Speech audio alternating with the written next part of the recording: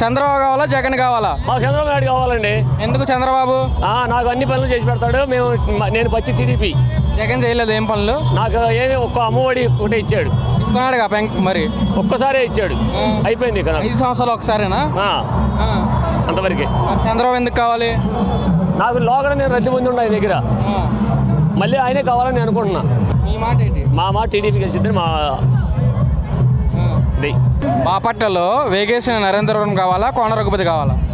కోన రఘుపతి గారు లోగడ చాలా చేసి ఉన్నాడు.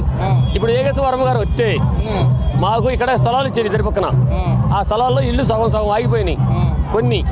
కొన్ని బాగా ఫ్లాట్లోనే ఉన్నాయి.